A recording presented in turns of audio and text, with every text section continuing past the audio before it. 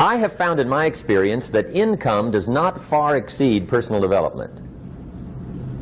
Now, sometimes income takes a lucky jump, but sure enough, unless you grow out where it is, it'll usually come back where you are.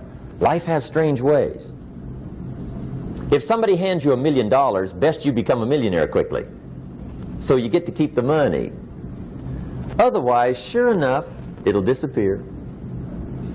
Somebody once said, if you took all the money in the world, divided it up equally among everybody, it would soon all be back in the same pockets. Incredible. Success is something you attract, not something you pursue. Success is looking for a good place to stay. So instead of going after it, you work on yourself. Personal development. See, the major question to ask on the job is not what are you getting. The major question to ask on the job is, what are you becoming? See, the big question is not what am I getting paid here. The big question is, what am I becoming here? Because true happiness is not contained in what you get. Happiness is contained in what you become. So that's our major subject for tonight, personal development. Of all the assignments Mr. Shoaf gave me at age 25, this was probably the most difficult. In fact, I'm still working on this one. I think it's an unending challenge to see what you can become. The next subject is called Basic Laws. And it's good to study the basics. And I call these basics primarily because they come from the Bible. Now, I'm not a theologian or a minister, and that'll be apparent. But Mr. Shoaf taught me that the Bible was a good textbook for ideas and stories and success equations, how to live the better life. I found out that was true. He also taught me that the Bible is as practical as it is spiritual, and I found out that's true. If you look at your bank account and your income and you're not happy, there's several places in the Bible to check to see what the heck's wrong so you can make the changes. And we're going to cover some of those tonight, called basics. Okay. The next subject is my favorite, setting goals. Mr. Shoaf taught me how to set goals. What a favor that was. One morning at breakfast, shortly after I met him, he said, Jim, let me see your current list of goals and let's go over them and talk about them. He said, maybe that's the best way I can help you get a better direction started. And I said, I don't have a list. He said, well, is it out in the car or home somewhere? I said, no, sir. I don't have a list anywhere. He said, well, young man, that's where we got to start. He said, I can tell you right now, if you don't have a list of your goals with you, he said, I can guess your bank balance within a few $100s. Which he did. And that got my attention. I said, you mean my bank balance would change if I had a list of goals? He said, drastically. That day I became a willing student how to set goals. And sure enough, learning how to set goals changed my life. And I often wondered why no one had ever taught me how to set goals up until age 25. I went to high school, but if they offered it, I missed it. I went to college for a year, never heard it. I worked for Sears. Really. And to my knowledge, Sears never taught it. Right? How to set goals. So here I am, age 25, married, my family's starting, I've been to college, I'm working, and I still don't know how to set goals. But fortunately, when I was 25, I met the man who taught me how, and it revolutionized my whole life. Economically, socially, personally, it's incredible. So I want to share with you tonight what Mr. Shoaf shared with me, how to set goals. It can be a life changer. Okay. The next subject is the negative part of the seminar. Life is part negative, so we got to talk about the negative. And this subject is called diseases of attitude. Diseases of attitude. There's a lot of things that can wreck your chances to do well. We live in a rather dangerous world, so you got to be not only wise, you got to be careful. Now, attitude diseases are just as bad as physical diseases, right? High blood pressure, heart trouble. I mean, a lot of things lace your chances to do well. So you've got to be careful. And attitude diseases are deadly. I mean, they'll destroy all the good things you start. Okay? So we'll go through those attitude diseases, how to spot them, how to look for them, what they are, and the cure. And I'm a pro on these because I've had them all, so I can give you excellent advice on these. Now the last subject we're going to consider tonight is called the day that turns your life around. The day that turns your life around. And under this subject we're going to talk about the emotions that can change your life. Human beings are emotional creatures, and emotions are powerful for life change. Now of course emotions are so powerful they can go either way on you. Emotions can either build or destroy. So you really have to employ emotions properly. We call civilization the intelligent management of human emotions. If you can intelligently apply your emotions in the right direction, no telling what can happen. Could turn your life around one day would be sufficient. So we'll talk about those. Okay. Now that's a lot to cover in one evening, but we'll keep at it here and see if we can't get it all done. I'd like to have you now jot down the theme of the seminar. Every seminar should have a theme, I guess. We've got one. It's on some of our literature if you happen to notice it, but if you didn't, for your notes, here it is. The theme of the seminar goes like this: the major key to your better future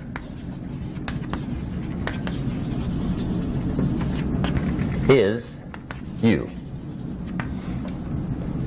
That's the theme of our seminar tonight. The major key to your better future is you. And I'd like to have you underline two words just to give it some added punch. Underline the word major and the word you, so that it reads, the major key to your better future is you. Now my first suggestion is transfer this to a card or something where you can put it up, where you can see it every day. Preferably put it up where you can see it at the beginning of the day, before you go off to put the day together. This is a good phrase just to glance at, to keep in mind as you're putting the day together. It's called the silent seminar. If you'll just let this talk to you during the day, I found it to be tremendously helpful. The major key to your better future is you. For a big share of my life now, I didn't have this one quite figured out, among a lot of things I didn't have quite figured out. Many things used to puzzle me back in those early days. I used to wonder why two people could work for the same company, one make twice as much money. Now see, that used to puzzle me. And maybe they were the same age, graduated from the same school, live in the same community, work for the same company, with the same products and the same services. They've got the same traffic, the same problems, and one makes $1,000 a month, the other one makes $2,000 a month. Now that was my puzzling question. Why would this long list be the same and the money twice as much? I asked, what's the difference between $1,000 a month and $2,000 a month? And I don't mean $1,000 a month, right? I could figure that out. But what makes the difference? Why would one person do twice as well, 3 times as well? Speaking economically. Now I know there's more than one way to do well. I understand that. But in this little narrow area called compensation, what's the difference? Well, back then, with my faulty thinking, I'm trying to reason it out. I thought, well, maybe time makes some of the difference, right? Some people do better because they have more time. I used to say, Harold ought to be able to do well. He's got a lot of time. If I had all of Harold's time, I could do well. Now, that's got to be dumb, right? Number one, you can't get somebody else's time. A guy says to me one time, he says, you know, if I had some extra time, I could make some extra money. I said, then forget it. There isn't any extra time. Hey, when the clock strikes 12 midnight, that about wraps it up, right? I mean, you can look around the gongs there for a little more, but it's over. You say to the guy, what are you doing? He says, I'm looking for extra time. See, they'll come and take you away, right? There isn't any more time. Now, if you can't get more time, which you can't, what could you get more of that would make a difference in economic results? And here's the key word. Make it a part of your notes. We're going to consider it tonight. The word is value. And I have a little phrase for your notes. Value makes the difference in results. Value makes the difference. You can't get more time, but you can create more value. Now here's the first lesson of economics. Everybody should learn it from the time they're old enough to understand what a dollar means, how to earn one, how to get one, how to keep one, what to do with it. First lesson of economics. We primarily get paid for value. That's lesson one. Bringing value to the marketplace, that's how you get paid. You don't get paid for the time. I know it takes time to bring value to the marketplace, but you get paid for the value, not the time. Now, since that's true, here's one of the key questions of the evening. Is it possible to become twice as valuable at the marketplace and make twice as much money in the same time? Could you become 3 times as valuable? Make 3 times as much money in the same time? Is that possible? The answer is yes, if. And it's always if, right? Life is known as the big if. Harry Truman once said, life is iffy. How true. And here's the big if, we're going to consider it tonight. It's possible to do much better at the marketplace if you go to work primarily on yourself. And that's the theme of our seminar tonight. Learning to work primarily on yourself. People have asked me for the last 24 years, how do you develop an above-average income? And the answer is, become an above-average person. Develop an above-average handshake. Some people want to be successful, they don't even work on their handshake. As easy as that would be to start on. They let it slide, they don't understand. Develop an above-average smile.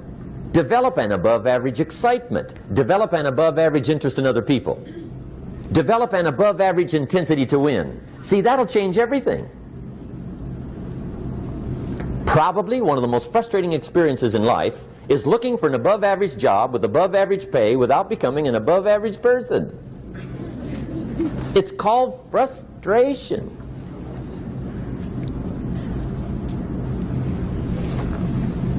And Mr. Shoaff gave me probably the greatest clue he gave me when I first met him. He said, Jim, if you want to be wealthy and happy the rest of your life, just learn this lesson well. He said, learn to work harder on yourself than you do on your job.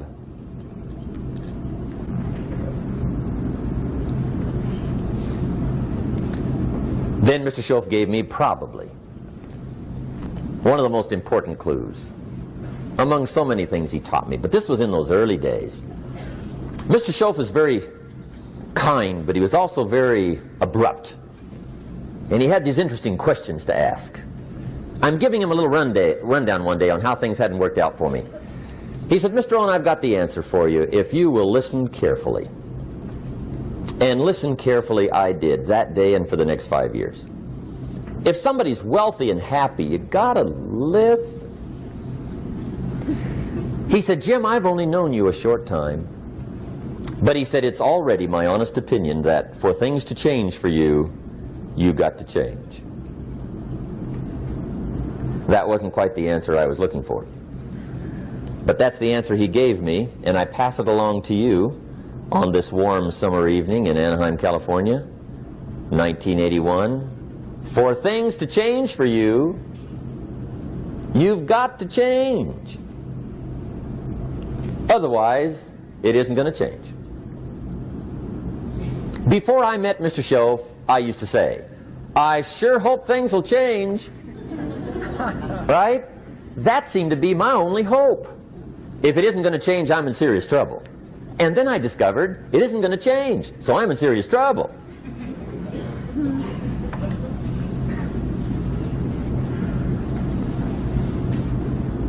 See, I can tell you what the 80s are going to be like. You have dropped into the right place. I did a seminar one time for Standard Oil executives and management in Honolulu. And we're having a conference one day on this big conference table. And one of them said to me, Mr. Rohn, you know some fairly important people halfway around the world. What do you think the 80s are going to be like?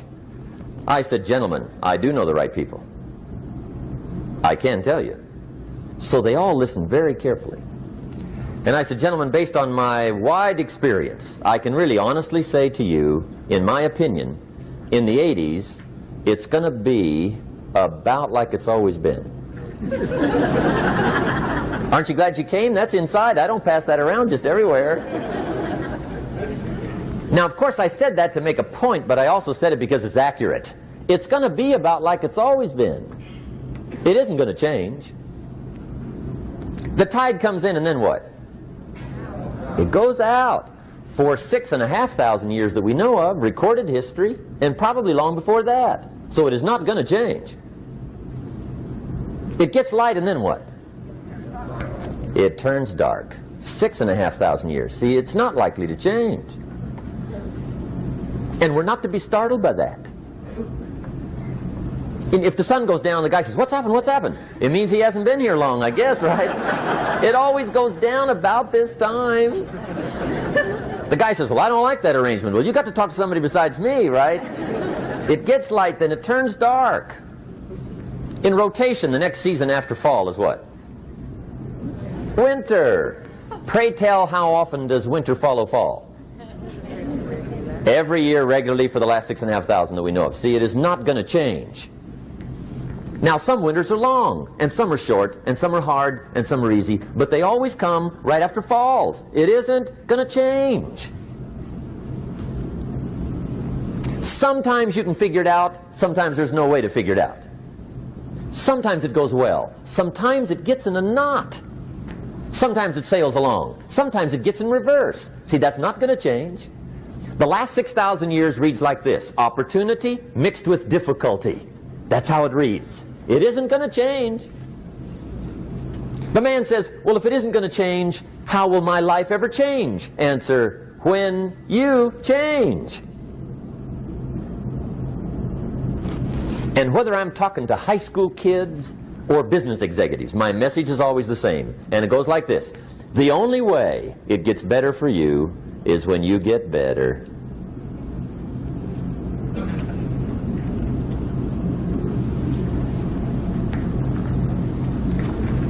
Let me give you the 4 major lessons in life to learn. Here's 4 majors. It's good to study the majors.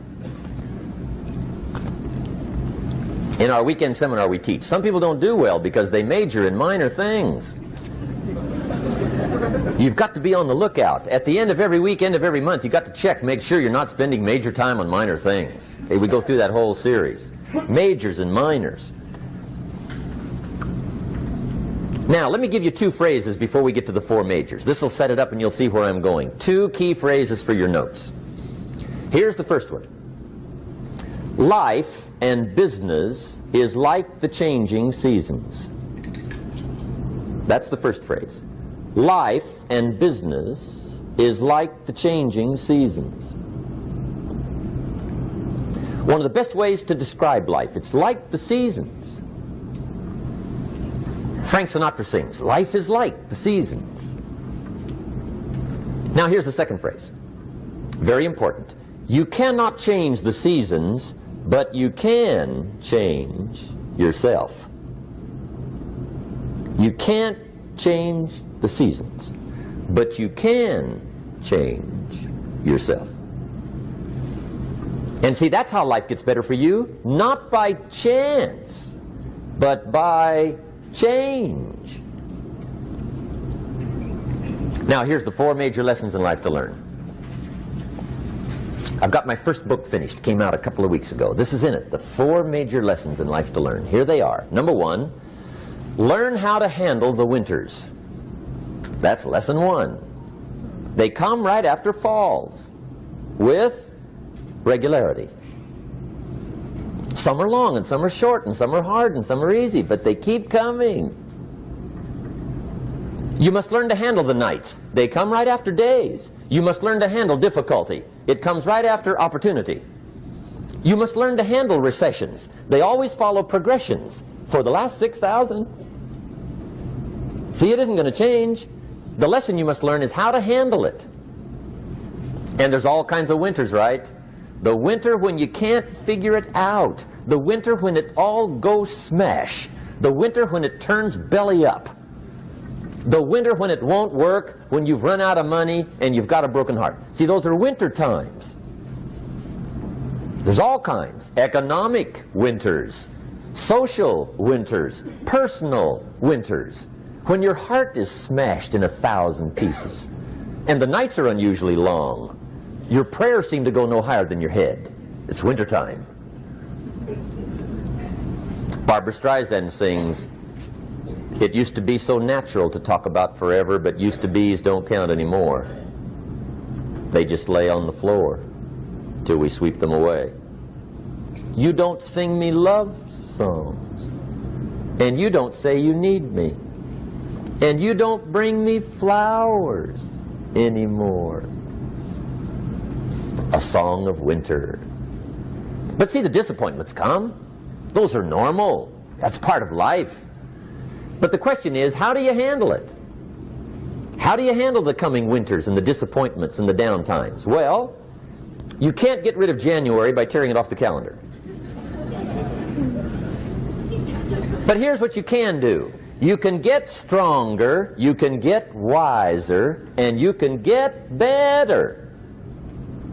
The winters won't change, but you can. And that's how life changes for you. See, before I understood, when it was winter, I used to wish it was summer. I didn't understand. When it was hard, I used to wish it was easy. I didn't know. And then Mr. Schoaf gave me a part of his very unique philosophy when he said, "Don't wish it was easier, wish you were better." See, that triggered my whole life change. Don't wish for less problems, wish for more skills. Don't wish for less challenge, wish for more wisdom. That's the key. So that's lesson 1, learn how to handle the winters. Here's lesson 2, learn how to take advantage of the spring. That's the second one.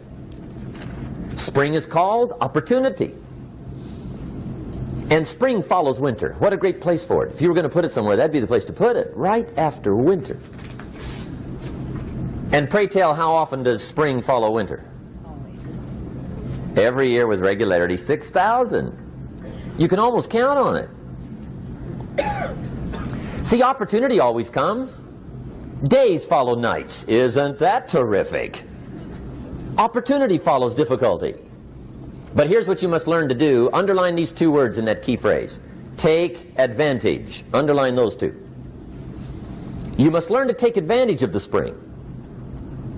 See, just because spring rolls around is no sign you're going to look good come fall. You got to do something with it. In fact, you have to get good at one of 2 things in life. Planting in the spring or begging in the fall. Or get somebody to do it for you. See, those are about the only alternatives. Now here's what else you must do. Take advantage of the springs quickly, because there's only a few. Just a handful of springs have been handed to each of us. They don't come forever. Life is fairly brief. So you got to read every book you can get your hands on what to do with your springs while they're here. And take advantage, they soon run out. The Beatles wrote, "Life is so short." And for John Lennon, it was extra short. But life is brief. Elton John sings, "She lived her life like a candle in the wind." It's brief. So whatever you're going to do with your life, you got to get at it. Don't just let the springs pass. Here's the third major lesson in life to learn. Learn how to protect your crops all summer.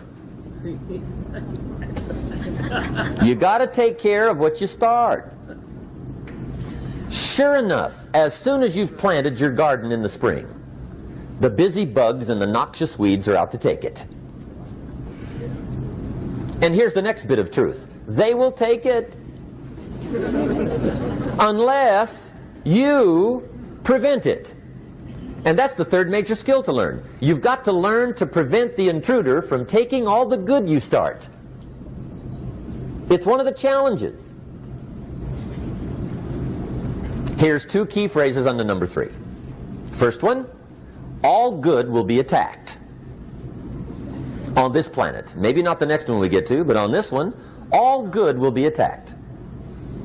Every garden will be invaded. Not to think so is naive. And here's the second phrase. All values must be defended. Political values, social values, community values, family values, marriage values, friendship values, business values. Every garden must be tended all summer.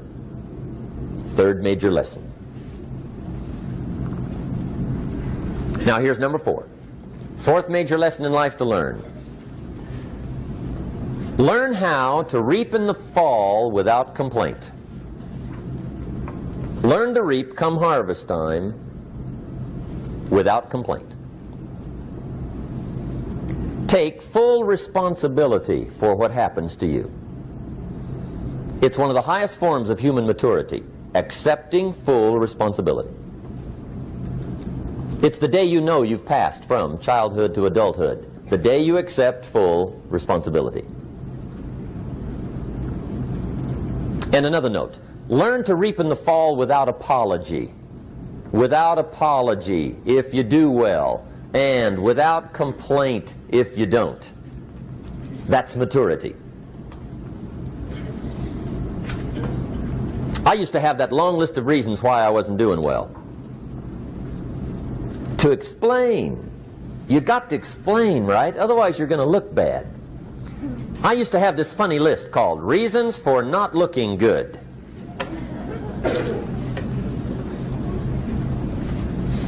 I used to blame the government. I mean, you can believe that or not. It was at the top of my list. I had a lecture second to none. The government. That was on my list. I used to blame taxes. Look what you got left after they take everything. And they expect you to do well. That was on my list there. Prices, that one's easy, right? You walk into the supermarket with $20, come out with a little half bag. So I had that on my list. I used to blame the weather. I blamed the traffic. I used to blame my car. I blamed the manufacturers. I used to blame the company. I blamed company policy. I used to blame the training program. I blame my negative relatives. They were always putting me down. I blame my cynical neighbors. They're just selfish, looking out for themselves. Won't loan you money? They were on my list.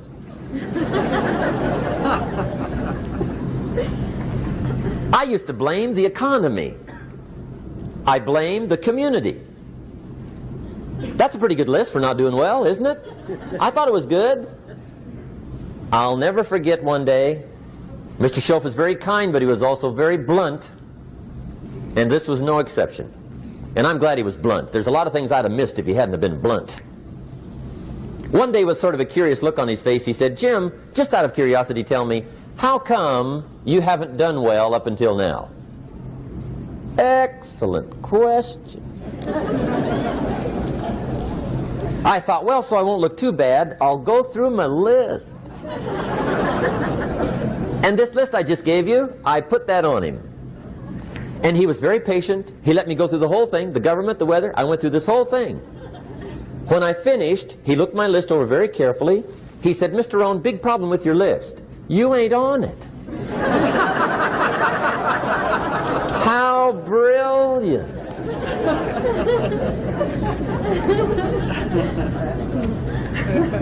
When I went to work for him a few months later, I learned very quickly to tear up my list, reasons for not doing well, and I threw it away. And I got me a fresh piece of paper. And I put one word on it. Me. There's a Black Heritage spiritual that says, "It's not my mother nor my father, nor my brother nor my sister, but it's me, O Lord, standing in the need of prayer." See, I used to blame everything outside. And then let me give you a little philosophy that helped turn my life around. For your notes, here it is.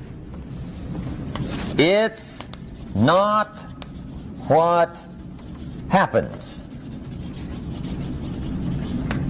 that determines the quality or the quantity of your life. It's not what happens.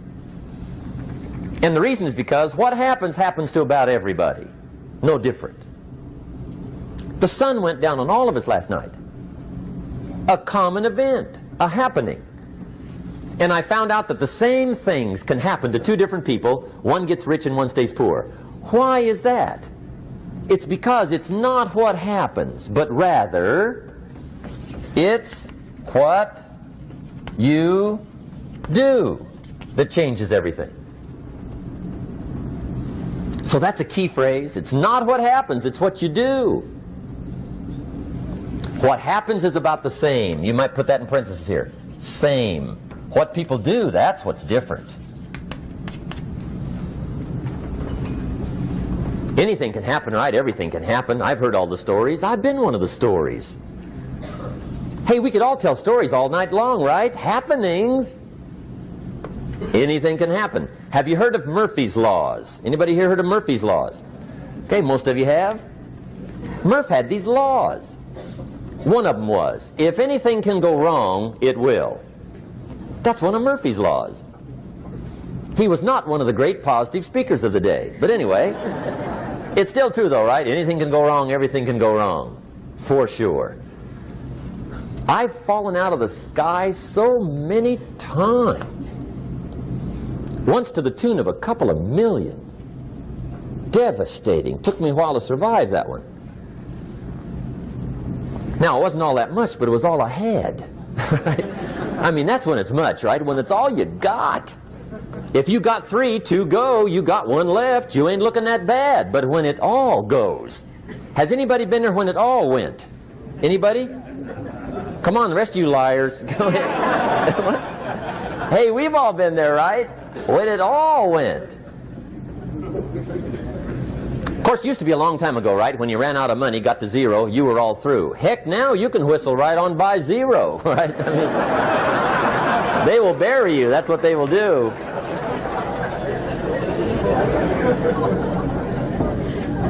But see, those are the happenings, right? Everything can happen. Anything can happen. But it's not the happenings. It's what you do about it. Somebody says, yeah, but you don't understand the disappointments I've had. Come on. Everybody's had their share. Disappointments are not special gifts reserved for the poor. Everybody has them. The difference is what you do about them. It's not the weather. I used to blame the weather, and I discovered it rains on the rich. So see, that won't help. 2 men wake up one morning, there's a rainstorm on. One of them looks out his window, sees the rainstorm, and he says, wow, what a storm. With weather like this, they can't expect you to go out and make sales. He stays home. Same morning, the other guy looks out his window, sees the same storm, says, wow, what a storm. But he says, you know what, with weather like this, what a great day to go out and make sales. Most everybody will probably be home. Especially the salesman.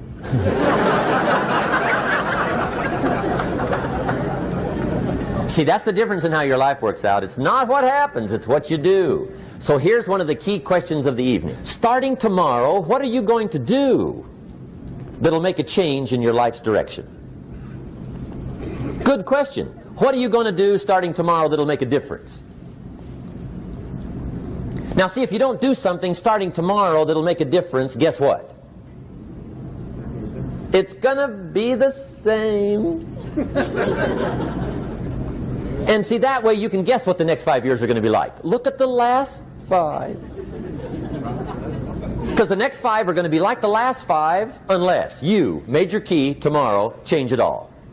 Or change a little, or change something, or don't change. It's choice time. You can do whatever you want. But it's nice to know any day you wish you can change your whole life. What can you do starting tomorrow that'll make a difference? Good question. What can you do with economic chaos, massive disappointment? What can you do with a broken heart? What can you do when it won't work? Good question. So if I had a word with you tonight, one-on-one, just you and me, I think my personal advice to you would be, This year, 1981, reach down inside of you and come up with some more of those remarkable human gifts. They're there, waiting to be utilized. And then change anything for you want to change. And I challenge you to do that because you can change. If you don't like how it is for you, change it. If it doesn't suit you, change it. If it doesn't please you, change it. If it isn't enough, change it. And I challenge you to do that because you can change. See, you don't ever have to be the same again after tonight, only by choice. If you don't like your present address, change it. You're not a tree.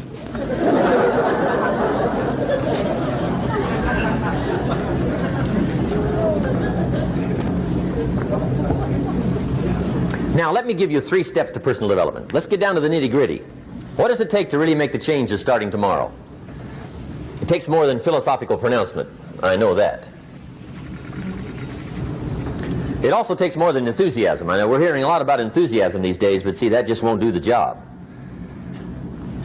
We're still hearing the old cliches of the 30s, right? To be enthusiastic, you must act enthusiastic. But see, that's not going to help. After you have leaped about, there are some things you got to do, or it isn't going to change. See, you can get all excited about lifting 200 pounds till you get to the gym. And then you need a new excitement. And the new excitement is called discipline. Major step to human progress. Discipline. If there's one thing to get excited over, that's it. Get excited over your ability to make yourself do the necessary things. What could you make yourself do starting tomorrow that would change it all? No! Tell him. Now, see, that's exciting. On any given day, you can massively change the direction of your life. Murder is a clear example that any one person on any given day can forever alter the course of their life. It just happens to be a negative act. But just as sure as you can commit a negative act, you can also commit a positive act and forever alter your life, whenever you wish. Now that's exciting. And whatever that act might be that changes your life. The guy finally takes a shotgun to his car and blows out every window, destroys every tire, puts 100 rounds in this shabby old thing. And he says, I have driven this embarrassing thing for the last time. And not only will I never drive it again, nobody else will ever drive it again. And he lets that shuddering thing stand there for a while as a monument to the day he said, today my life changes. Now who can do that? Anybody. When can you do it? Whatever day you pick.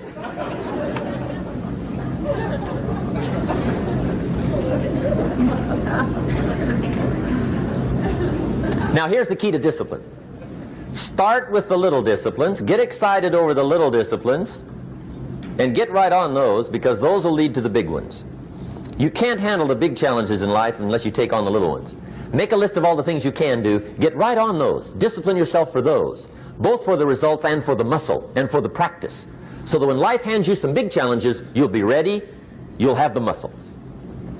But see, if you don't handle the small ones, you can't take care of the big ones. Okay, here's what else it takes for life change. Self-motivation. Key phrase, self-motivation.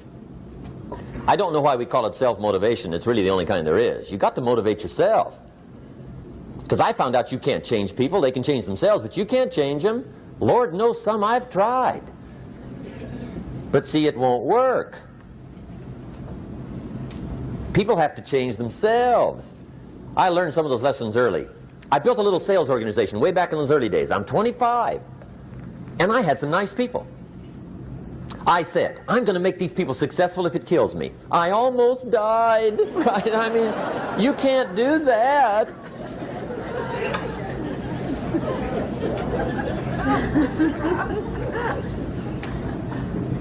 See, I've discovered this. Good people are not trained, they're found. You find good people. You don't make them good, you find them good.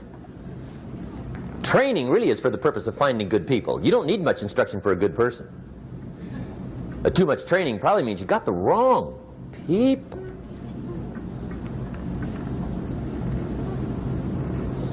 So you got to find the right people. That's the key to getting a good job done. One of the major things we learn in management, lesson 1, don't send your ducks to Eagle School.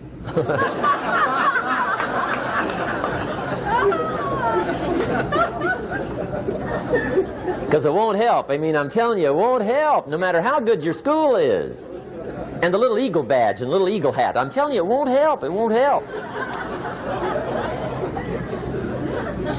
You can tell whether your school's done any good, right, is when it's over, right? The duck goes for his first rabbit and makes him a friend. You say, no, no, no. Anyway, so it takes self-motivation to really alter your life. And you don't want to give self-motivation away to somebody else and make it somebody else motivating you. The guy says, boy, if somebody just come by and turn me on. What if they don't show up? Right? See, you got to have a better plan for your life. Okay. Now, if you're excited and you're ready to change, let me give you 3 steps to start life change that can change your life, your personality, your lifestyle, everything can change. Here's the steps. Number 1, find out how things work. The first key to doing better is find out. To change your life, really, you need ideas. There isn't anything an idea can't change. And Schoaf taught me the major problem is lack of an idea, not a problem. At first I didn't have any money. I said to Mr. Schoaf, I don't have any money. He said, that's not a problem. Now see, up until then I always thought it was. Right? I was confused. He said, no, no, the problem is lack of an idea on how to create money and wealth. It isn't lack of money, it's lack of ideas. So if you get the ideas, see, you can change anything. Now to get ideas, you need a constant study of finding out. Now, Schoaf also said, when you find out something that works, put the information in your journal. Don't use your head for a filing cabinet. Put it in your journal so that you can do the next best thing. Repetition, repetition, repetition. Go over it. And if you repeat it, go over it, sure enough, someday, some mysterious day, the idea takes root, starts to grow, and shows up in your bank account, and your dress, and your personality, and your lifestyle. But capture the ideas in your journal. Find out how things work. Schoaf gave me this word for my life change. He said, study. Great word. If you wish to be successful, study success. If you wish to be happy, study happiness. If you wish to be wealthy, study wealth. Don't leave it to chance. Make it a study. Some people just go through the day with their fingers crossed. See, that won't do it. You've got to study the things that can change your economic, social, spiritual, personal life. Now, here's a qualifying phrase. And we'll have several of these qualifying phrases throughout the seminar. Here's the first one. You may not be able to do all you find out. I understand that. You may not be able to do all you find out, but you should find out all you can do. See, you don't want to wind up at the end of your life and discover that you've lived only 1/10 of it. And the other 9/10 went down the drain. Not for lack of opportunity, for lack of information. So that's number 1, find out how things work. Now here's the best human virtue for finding out, curiosity. Make a note of that. Curiosity. Be curious. You might add a word to it that'll help. Childish curiosity.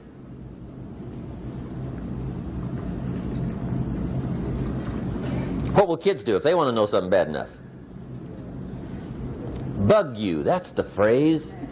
They can ask 1,000 questions. You think they're through? They got another 1,000. They'll drive you to the brink. It's a virtue. When you gotta know, be like a child. In fact, Jesus, the master teacher, said, unless you can become like little children, you might as well forget it. You don't have a prayer. Excellent advice. You got to be like children. 4 ways, in my opinion, to be like a child. Number 1 is curiosity. Number 2 is excitement. Get excited like a child over your ability to make yourself do anything for change. 3rd is faith. Have faith like a child. Adults are too skeptical. And 4th is trust. Trust is a childish virtue, but the rewards are incredible. So be like a child. Now, if you're curious, let me give you 3 ways to find out how to change anything. Any life direction, any dimension. Here's 3 ways to find out how to change anything. Number 1 is to read. Become a good reader. All of the successful people I know and work with around the world, they're all good readers. Curiosity drives them to read. They got to know. They just read.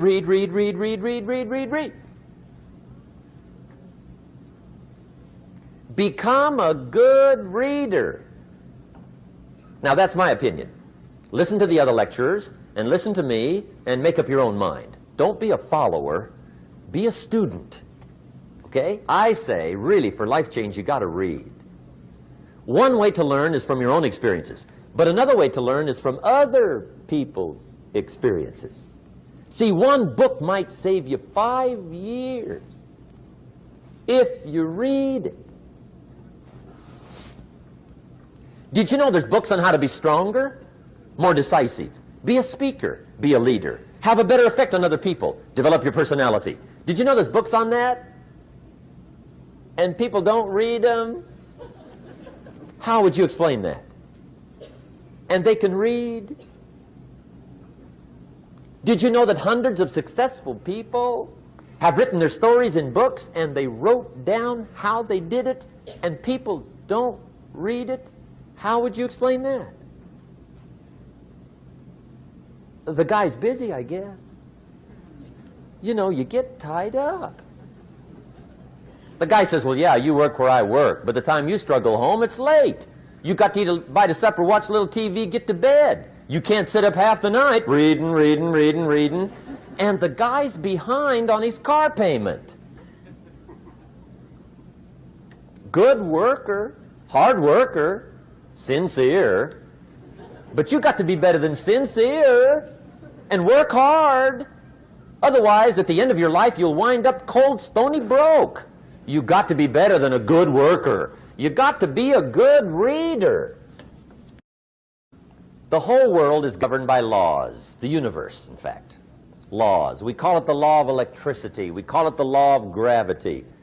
There's mathematical laws. There's physical laws. Speed and velocity laws. Agricultural laws. There's all kinds of laws.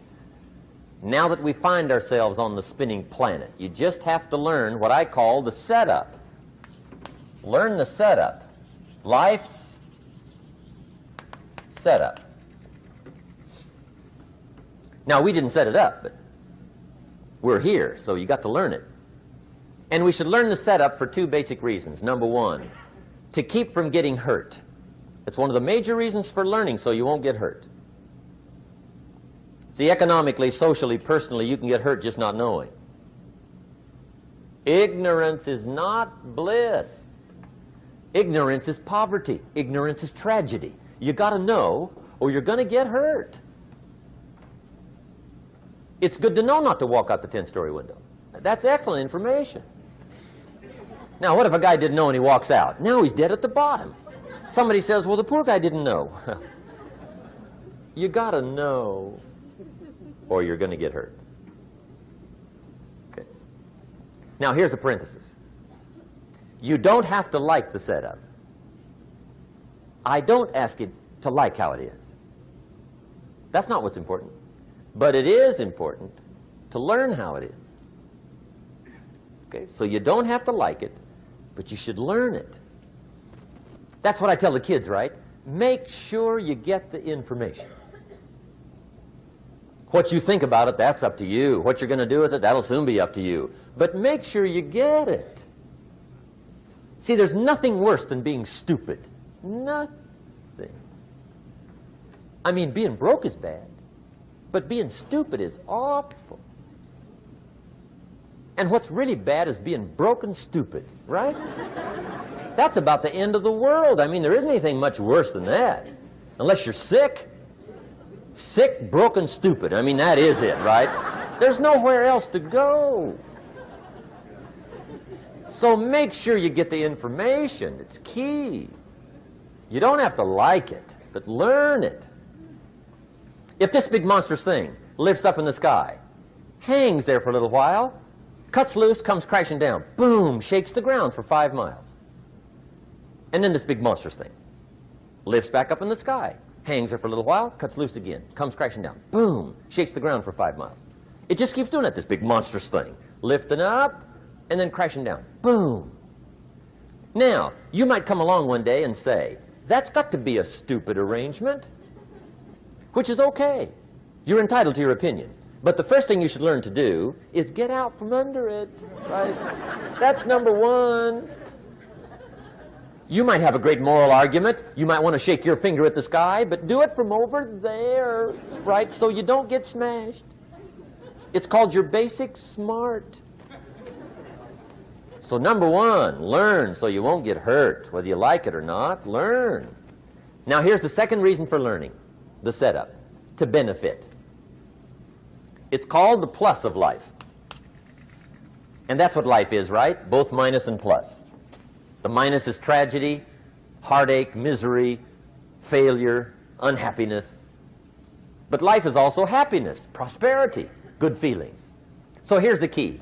Learn to get on the good side of the way things work.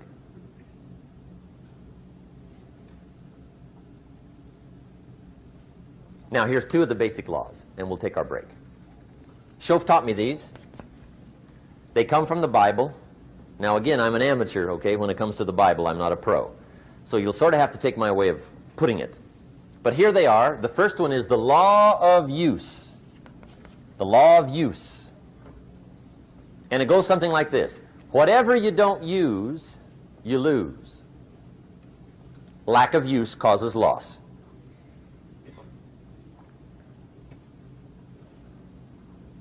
On this planet, maybe not the next one, but on this one, if you tie your arm to your body, leave it there long enough, you'll never use it again.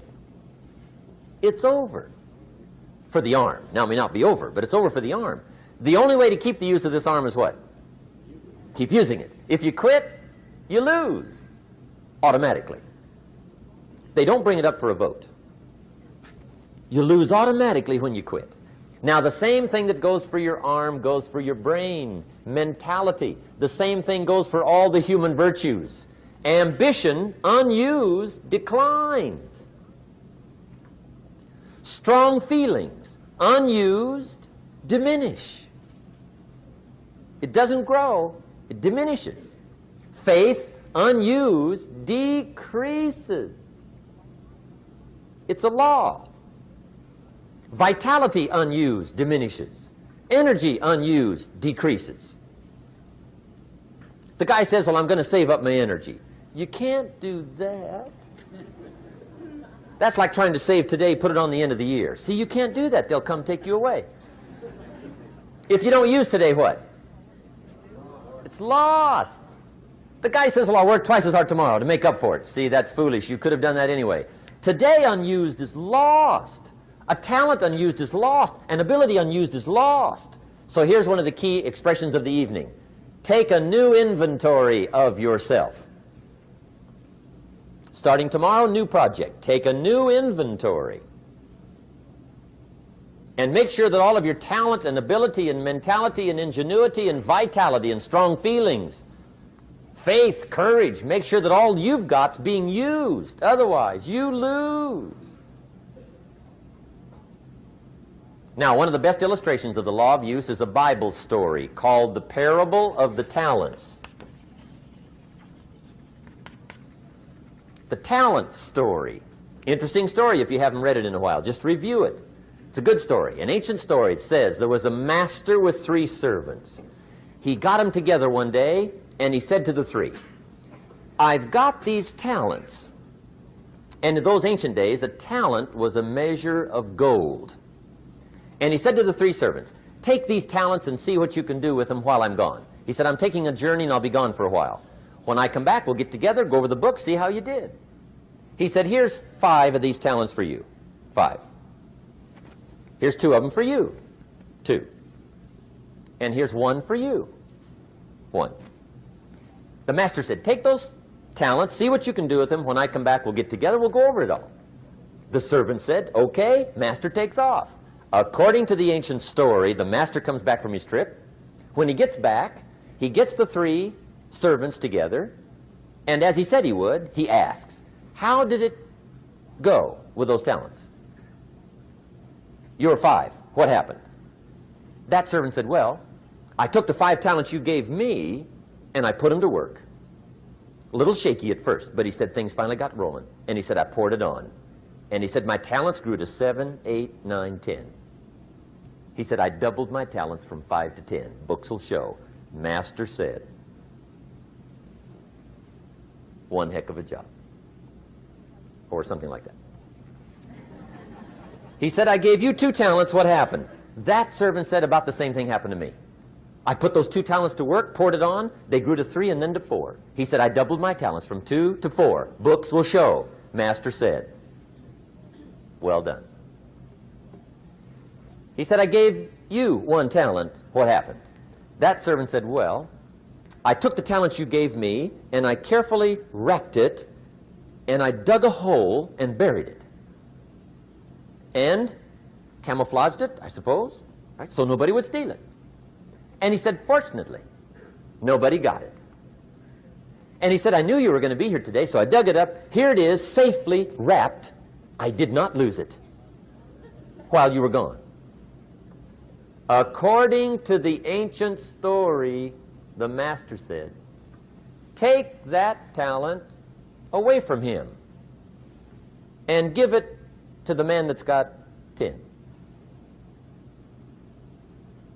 Now you might say, well, I don't like that arrangement. The poor guy's only got 1 talent. He's already got 10. It ought to be more even. Remember, I didn't ask you to like it. But this one I would ask you to learn, because it simply means whatever you do not employ, you forfeit. It's a law. So learn well the law of use. Now here's the second one, and we're going to take our break. Second law from the Bible. This one we've heard since we were small, I'm sure. It's called the law of sowing and reaping. In fact, we've probably heard it so often we could quote it. It says, whatever you sow, what? You shall reap. Fairly blunt, hopefully clear. Here's my first suggestion on the law of sowing and reaping. Don't try to beat it. You might as well try sitting on the sun in the morning. Keep it from coming up. You'll have better luck. Whatever you sow, you reap. Now, for a fair share of my life, I'm a bit mixed up on how all this applies. Among a lot of things I was mixed up on. I knew I wasn't reaping too good. That I understood. My problem was I was confused about what was causing it. Remember me with the funny list? I thought those are the reasons why it isn't working out well.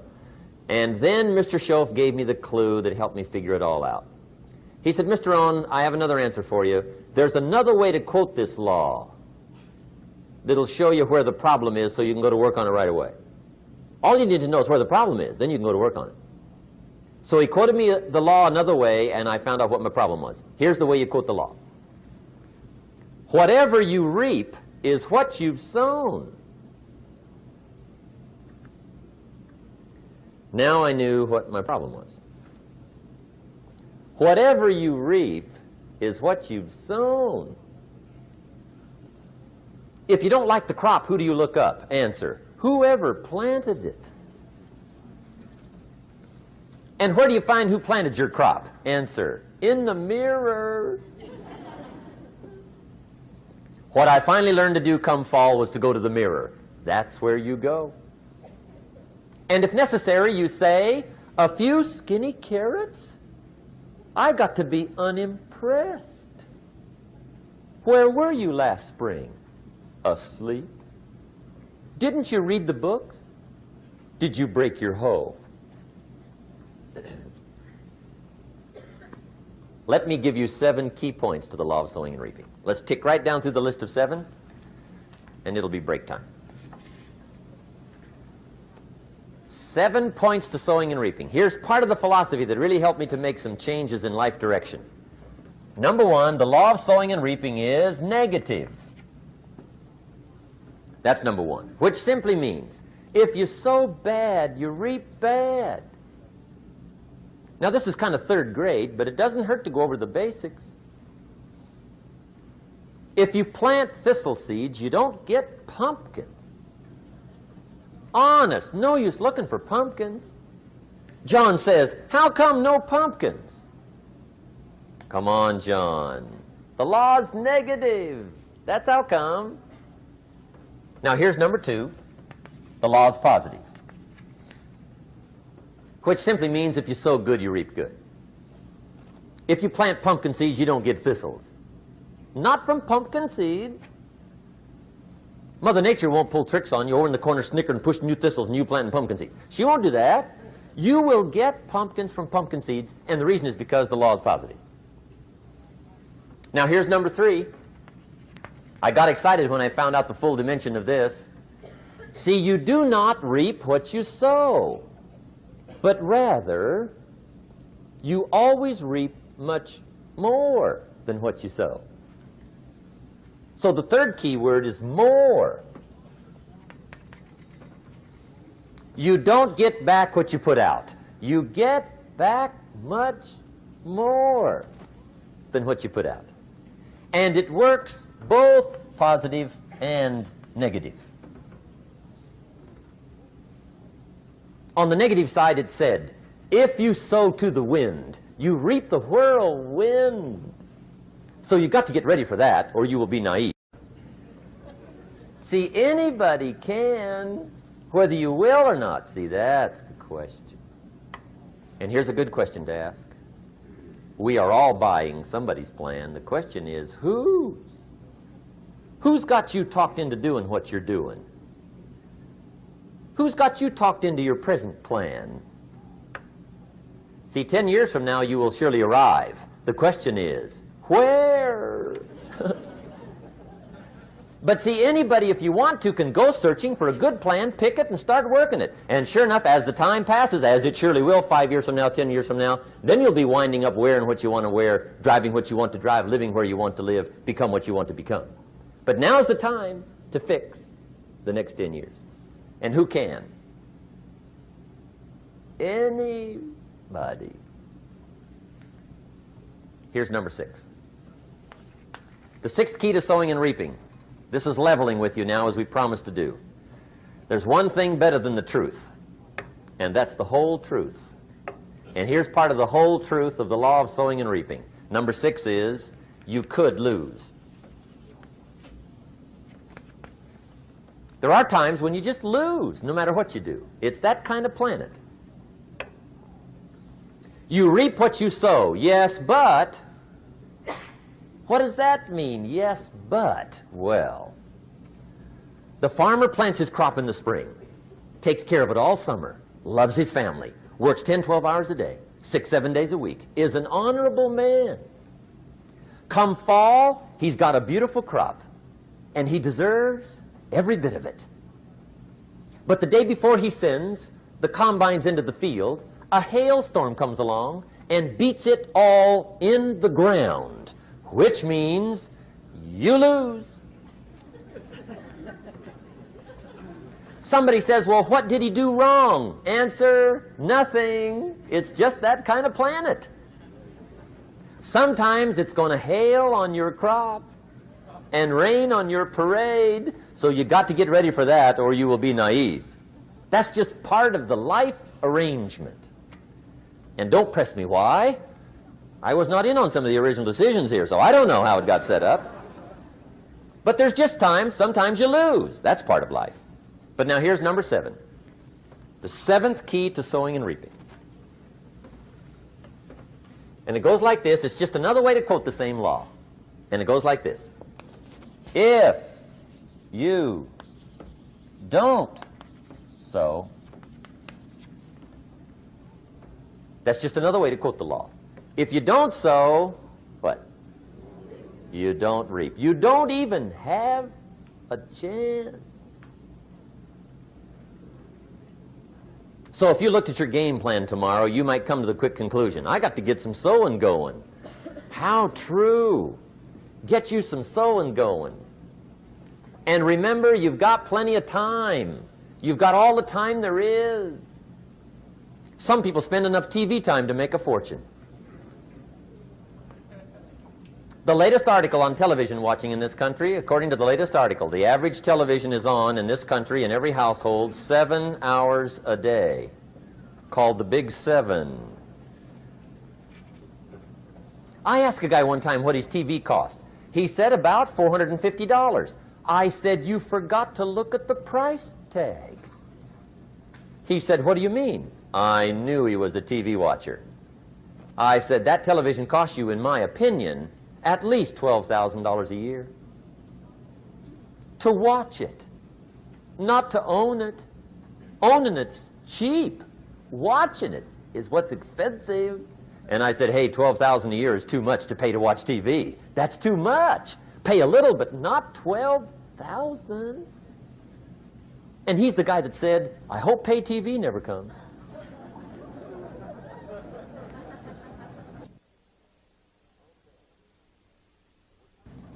Okay. We're trying to cover an awful lot tonight, I realize that. But my time schedule is such that we just have to sort of give it all to you and let you sort the rest out. I wish we had plenty of time for questions and answers and that whole thing, but our time is just limited. But we are trying to go through an awful lot, I realize that. But looks like everybody's getting it. This is about the note-takingest crowd I've seen in a long time. Incredible. Does anybody have 5 pages yet? Anybody? Oh, fantastic. Incredible. Okay.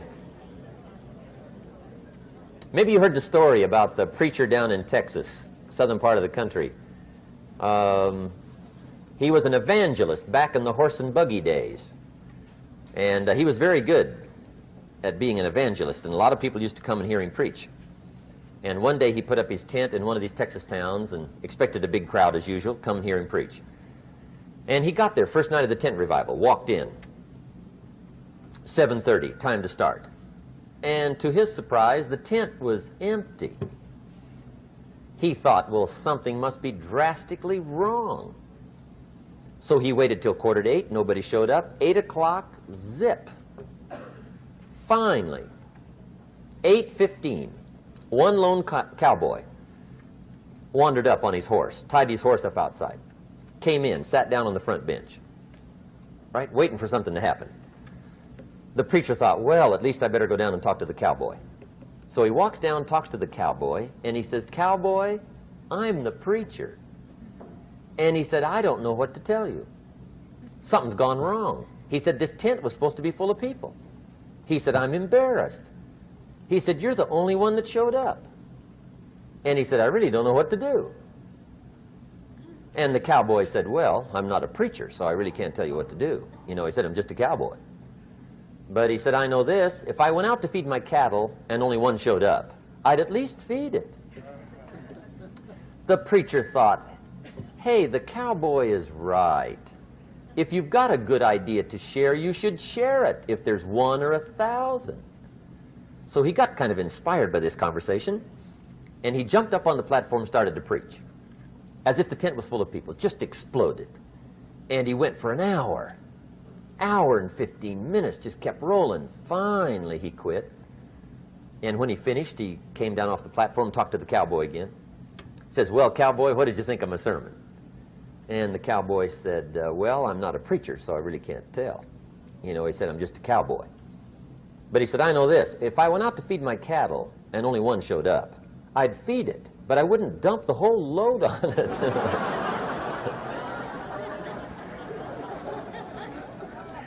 So anyway, if it seems like we're dumping the whole load tonight, I guess we are. But gosh, everybody's doing well. I'm having a good time. I appreciate the response here tonight. Okay, the next subject is setting goals. Let me show you what turned my life every way but loose. Mr. Shoaf dropped this idea on me, changed me completely. Setting goals. Here's what can easily happen if you don't set goals. It's easy to let life deteriorate into making a living instead of designing a life. And we all have a choice. Make a living or design a life. It's easy to get trapped by economic necessity and settle for existence rather than substance. That's easy. But the best advice I can give you on how to break out of that trap is to learn how to set goals. Mr. Shoaf put it to me this way. He said, Jim, if you had enough reasons, you could do the most incredible things. I never forgot how he put that. If you have enough reasons. See, reasons will change your whole life. Mr. Shoaf said to me, he said, Mr. Rohn, I think you've got plenty of intelligence, you've got plenty of talent, you've got plenty of ability. Probably what you lack is plenty of reasons. He said, I don't think your current bank balance is a true indication of your level of intelligence. I was happy to hear that. He said, I think you're much smarter than your present bank balance indicates. And that turned out to be true. I was much smarter. But of course my first question was, well then why isn't it bigger? And he said, you don't have enough reasons. You've got enough intelligence, but not enough reasons. So see, reasons can change your life. Here's what else I found out. Reasons come first, answers come second. You don't get the answers to do well till you get the reasons. Life has a mysterious way of hanging on to all the answers and only gives them up to the people that are inspired by reasons. So reasons make the difference in how your life works out. Now, what are some of the reasons for doing well? Let's go through a quick list called Reasons for Doing Well. First is personal reasons. Some people do well for recognition. Some people do well for respect. Some people do well for the way it makes them feel. They love the feeling of being a winner. Those are good reasons. I have some millionaire friends that keep working 10, 12 hours a day, making more millions. And it's not because they need the money. It's because they need the joy and the satisfaction and the pleasure that comes from being a constant winner. And see, it's not just the money anyway. It's the journey, not the money. Once in a while somebody says to me, boy, if I had $1 million, I'd never work another day in my life. That's probably why the good Lord sees to it they don't get their million, right? They'd quit. They'd quit. Okay. Next is family reasons. Some people do extremely well for other people, and that's powerful. Human beings can greatly affect each other. Sometimes we will do things for somebody else we will not do for ourselves. We're made that way. I met a man one time who said, Mr. Rohn, to do all the things I want to do with my family around the world, he said, I got to have at least $250,000 a year. I thought, incredible. Could a guy's family affect him that much? And the answer is, of course. How fortunate are the people that find themselves greatly affected by somebody for personal achievement. And we are affected. The writer of a recent song said, "If not for you, the winter would hold no spring, couldn't hear a robin sing. I just wouldn't have a clue if not for you." So we can be affected. That might be one of the most stimulating reasons to do well, finding somebody. When Andrew Carnegie died, the wee little Scotsman that built the big steel industry, when he died, they opened up his desk, and in one of the desk drawers, they found a slip of paper. On that piece of paper, Mr. Carnegie had written his goal for his life, and he wrote it when he was in his 20s. And on that piece of paper, it said, "I'm going to spend the first half of my life accumulating money. I'm going to spend the last half of my life giving it all away." What a goal. He got so inspired by that goal that the first half of his life, he accumulated $450 million. And the last half of his life, he gave it all away. Good question tonight. What's got you turned on?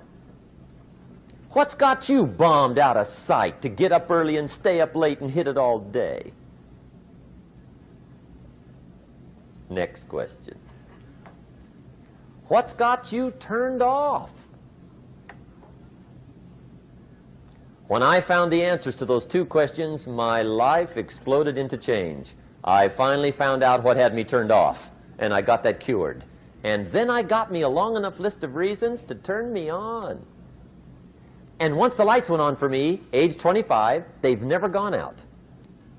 I've fallen out of the sky a few times, but I've never lost that drive to make something unique out of my life. See, reasons altered my whole life. Now, there's another list of reasons called nitty-gritty. Hard little reasons. Sometimes those little reasons are the most powerful reasons that can change your life. Sometimes it doesn't take much. I now carry several $100s in my money clip. It's only a few $100s, but it was one of those reasons turned my life around. Just before I met Mr. Shoaf, I heard a knock at the door. I go to the door, and there's a little girl standing there about this tall selling Girl Scout cookies. And she gave me one of the finest sales presentations I've ever heard. Special deal, several flavors, this whole package of stuff, $2.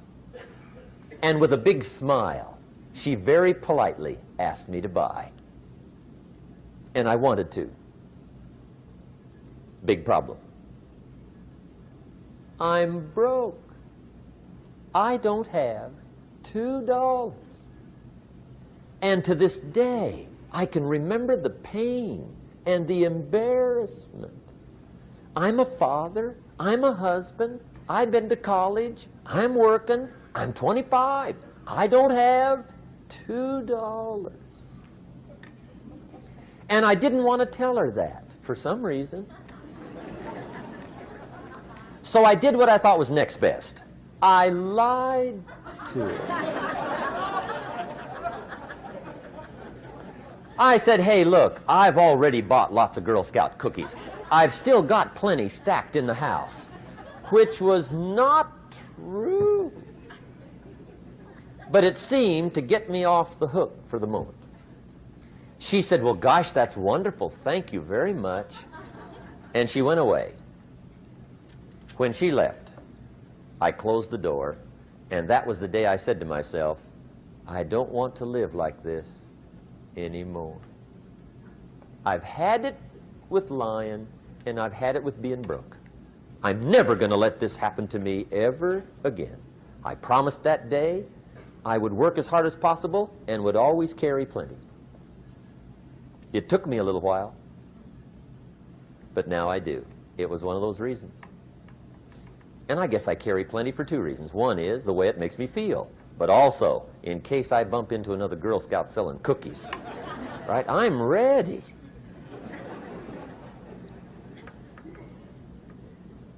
I walked out of the Bank of America one time up in Saratoga, California, where I used to live. Two little girls selling candy right outside the bank. Good place. Some girls' organization they're working for, right? I come walking out of the bank. This first little girl walks up to me. She said, "Mister, would you like to buy some candy?" I said, "I probably would." "What kind is it?" She said, "It's almond roca." I said, "My gosh, that's my favorite." She said, "Wonderful." I said, "How much is it?" She said, "It's just $2. I thought, incredible. I said, "How many boxes of that candy have you got?" She said, 5. And her little friend was standing there. She was selling candy too. I said, "How many boxes have you got?" She said, "I've got 4. I said, "That's 9. I'll take them all." They said, "Really?" I said, "Yeah, it's my favorite. I've got some friends. I'll pass them around." They got so excited, put all this candy together. I reached in my pocket, gave them the $18. When I've got the candy and they've got the money, that first little girl looks up at me. She says, "Mister, you are really something." How about that? Can you imagine only spending $18 and have somebody look at you in the face and say, "You are really something"? Now you know why I carry heavy, right? I'm not going to miss anymore. It was just one of those reasons. Helped to change my life.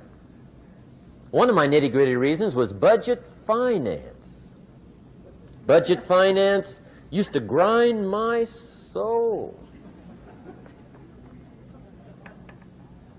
Way back in those early days, I had fallen for one of those consolidation loans, where you take all your little hard-to-pay bills, put them into one big impossible-to-pay bill, right?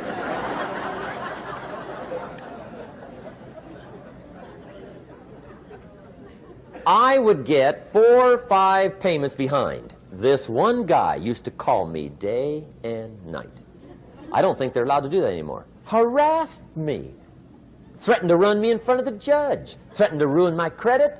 Threatened to embarrass my family. One day he said, "We're going to come get your car, drag it rear end up down the street in front of your neighbors." The guy even called me a flake. And back in those days, I'm broke, I'm pitiful, there's nothing I can do about it. But I never forgot how the guy treated me. And when I met Mr. Shoaf and I got my life straightened out and the money started to flow, that was one of my first projects, budget finance. I poured it on day and night. I finally put all the money together I owed him, which was considerable. I picked a day for the payoff.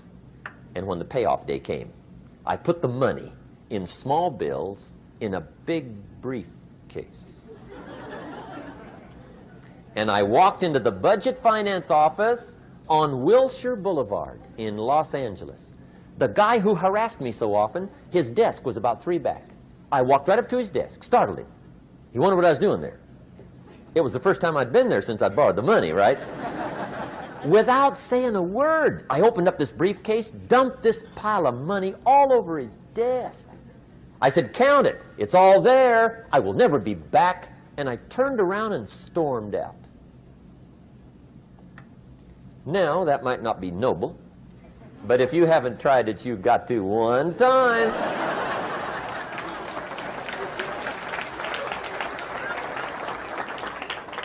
It can be the day that turns your life around. All you need is a reason that turns you on. One of my dear friends, Robert Depew, Bobby used to be a school teacher in Lindsay, olive capital of the world. Bobby taught school several years, got a little weary teaching school. One day decided he wanted to get into sales. So without telling anybody, he just up and quit his job teaching school and jumped into sales. When he did, his brother made fun of him, laughed at him, put him down. said Robert's lost his mind. Had a good job teaching school. Now he thinks he's a salesman. He's going to go down the drain, lose everything. Just put him down something fierce. Bobby said, the way my brother acted when I got into sales, he said that made me so mad, I decided to get rich. And my question for you tonight is it possible to get that mad? Of course. Wealth is not a matter of intelligence. It's a matter of inspiration. Today, Robert happens to be one of my millionaire friends. Bobby's rich.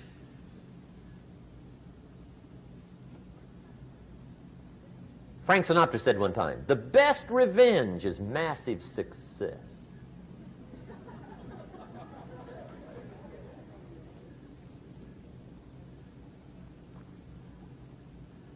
Hey, get you a long enough list of reasons so that after tonight you never lack for inspiration. You might not have all the answers right away, but you can get the answers if you can get the reasons. Now, let me give you a little simple formula for goal setting. Okay? We take 2.5 hours on the weekend for the whole 10-year plan. We don't have time for that tonight. But let me get you started with a little simple formula Mr. Schoaf gave me. And maybe this will be helpful. First of all, I've divided goals into two parts. First is long range. Long range goals. That's your dreams. Your dreams for the next 3, 5, 10, 20, 30, 40 years. Actually, the rest of your life. Your dreams. You've got to keep dreaming. Ronald Reagan, president, said to the joint session of Congress a few weeks ago, the Republic is a dream. And if we don't keep dreaming, we will lose the Republic. Your better future is a dream for yourself and for your family. Where do you want to go? What do you want to do? What do you want to be? What do you want to see?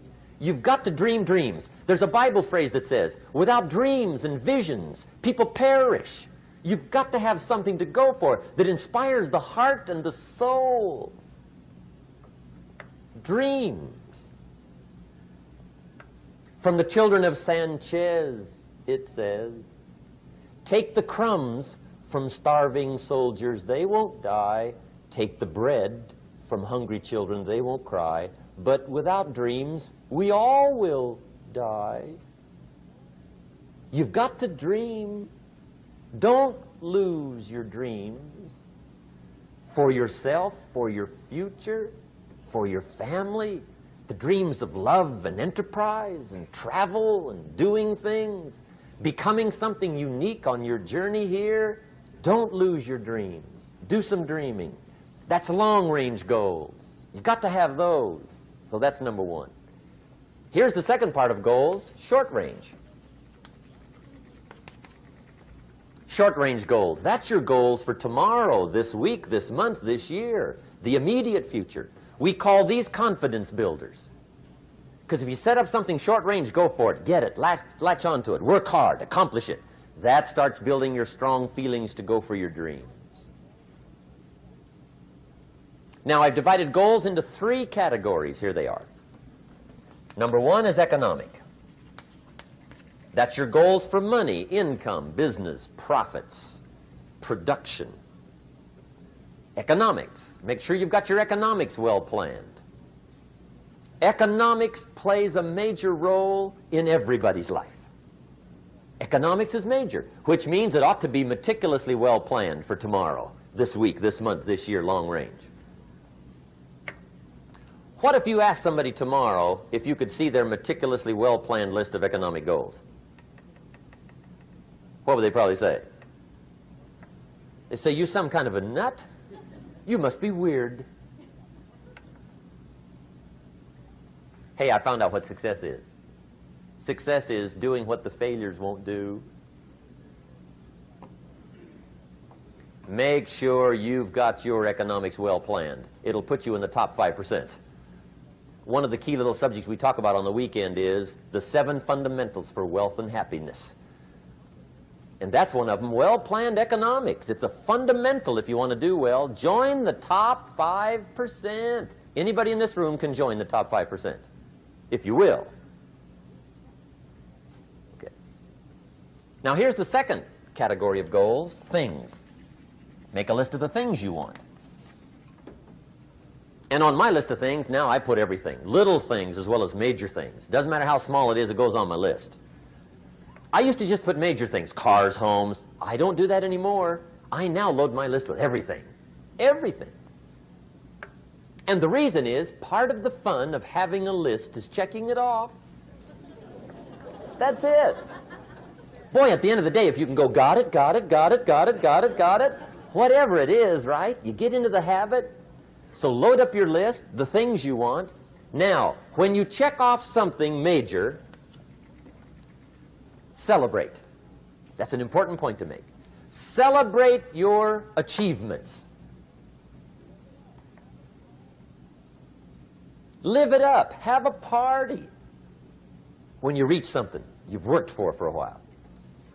See, we all grow from two experiences. One is called the pain of losing. The other one is called the joy of winning. We need both of them. Amplify them as much as you can, which also means make losing painful. If you set up something, fooled around, didn't get it, put it on yourself. On the other side, if you did get it, congratulate yourself. Self-congratulations is a sign of maturity.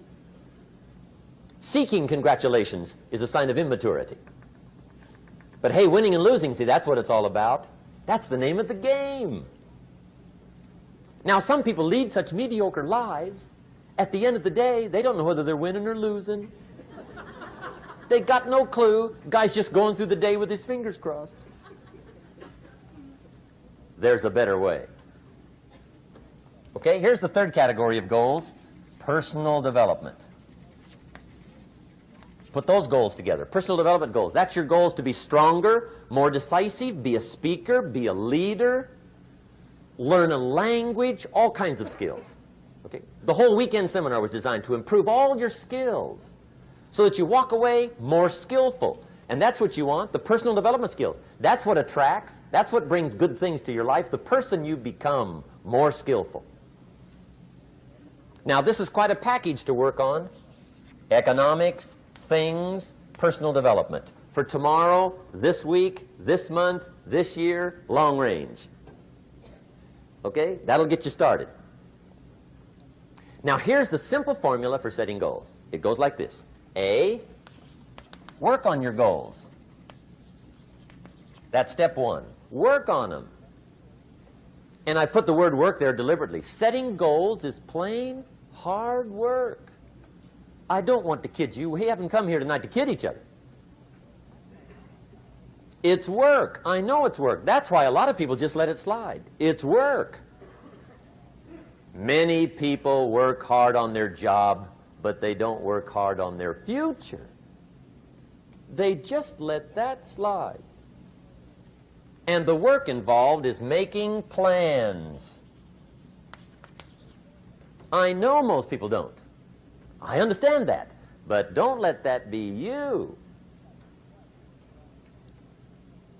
Guy says, well, yeah, you work where I work, but the time you struggle home, it's late. You got to eat a bite of supper, watch a little TV, get to bed. You can't sit up half the night. Plan, plan, plan. And the guy's behind. Good worker, hard worker, sincere. But you got to be better than sincere, working hard. You got to be better than a good worker. You got to be a good planner. Somebody once wisely said, the people who fail to plan are planning to fail. Well said. So work on your goals. Here's step two. Write your goals down. That's so important. I teach my staff around the world, put your goals in your journal. Because one of the major people you want to study is yourself. Say, here's the list of goals I put together 3 weeks ago. Here's the list of goals I put together 2 years ago. Here's some of the changes I made, rearrangement of my priorities. I scratched these off, I put these on, I've gotten these. Study your accomplishments, study what your desires are. Put them on paper, write them down. Here's another reason for writing your goals down. It shows you're serious about doing better. And to do better, you gotta get serious. You don't have to be grim, but you must be serious. Everybody hopes things will get better. Everybody hopes. Poor people hope. That ought to tell you something. It means the future does not get better by hope. It gets better by plan. I used to have the affliction called passive hope. It's an affliction.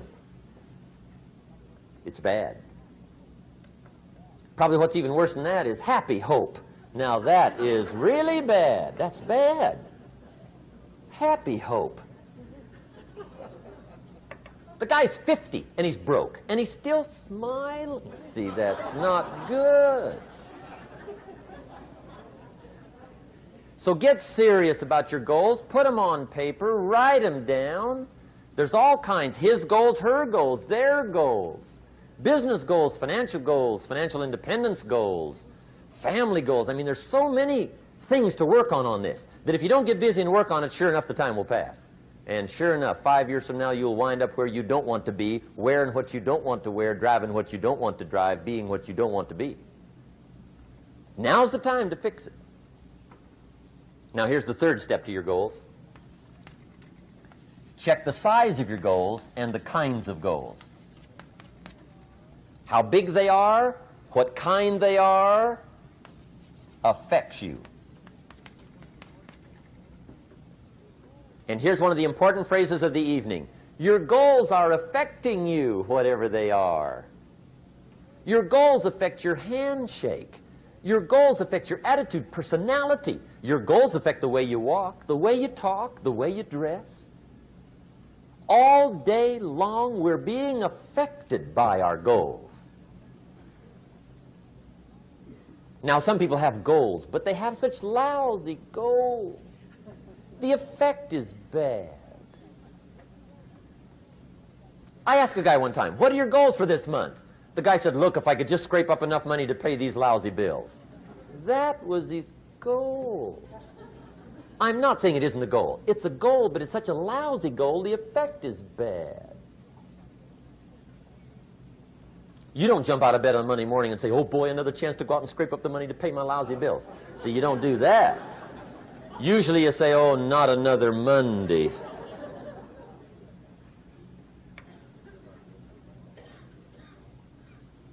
And some people have so given up on life, they have joined the thank God it's Friday club.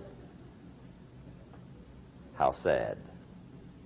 Surely those are the same people, when life is over for them, will say, thank God it's over. Let me give you a Bible philosophy that teaches how to get whatever you want. That's the title of the next set of notes. How to get whatever you want. From the Bible.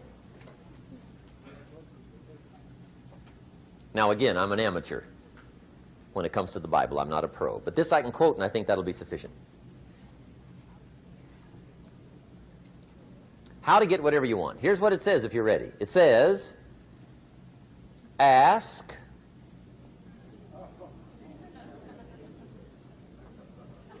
that's it. End of notes. Ask. If there's one art in life to learn extremely well, that's got to be one of them. The art of asking. What does ask mean? Ask means, what do you want? And the formula is staggering. It says ask and what? A guy ought to look into that.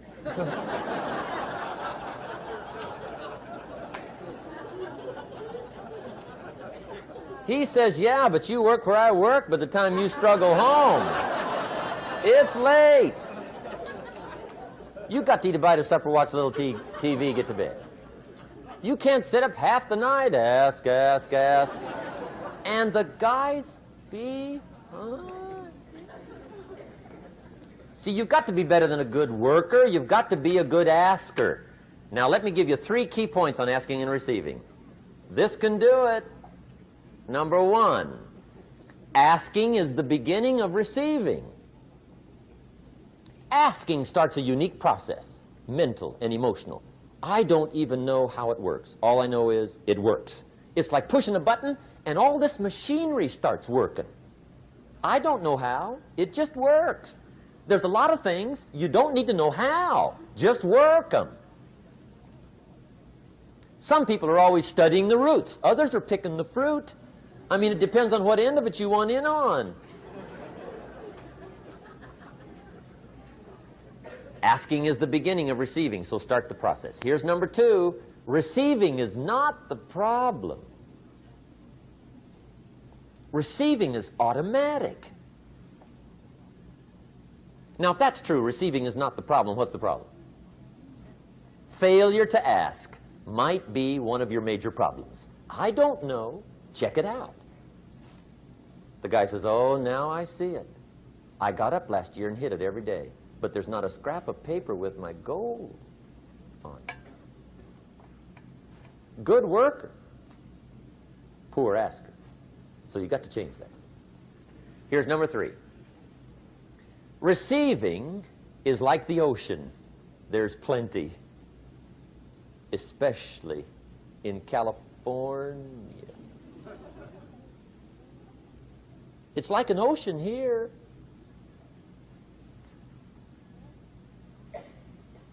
Success is not in short supply.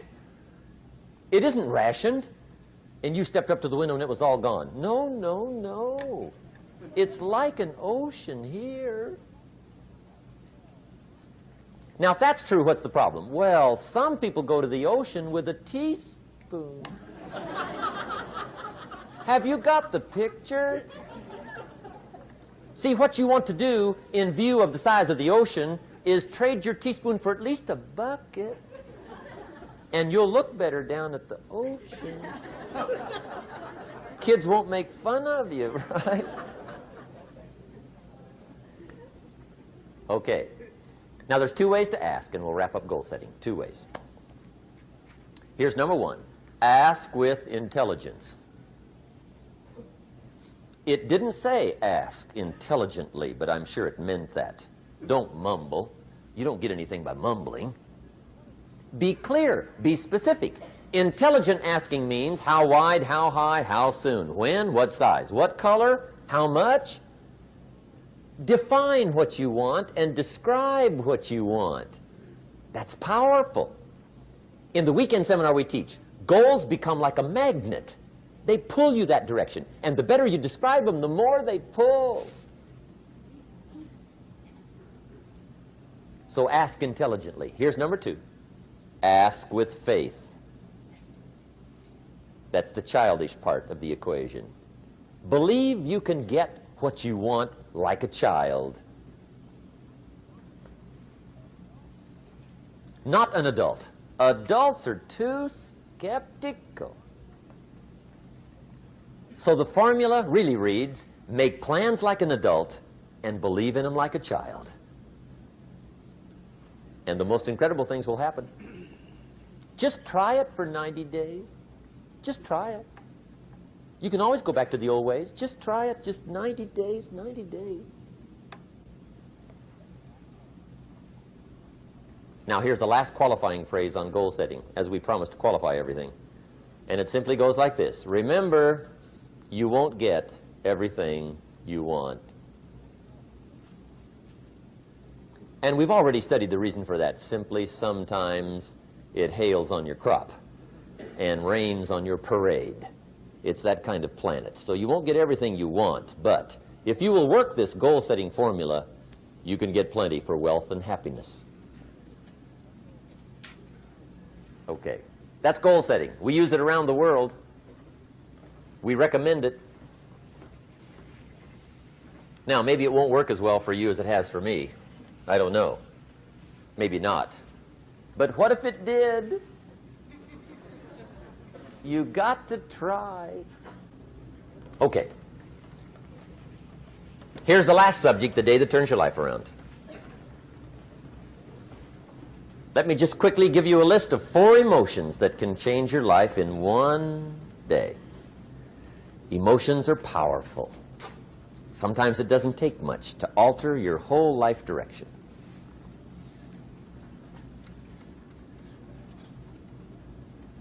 Okay, here they are. Number 1, disgust. Powerful emotion.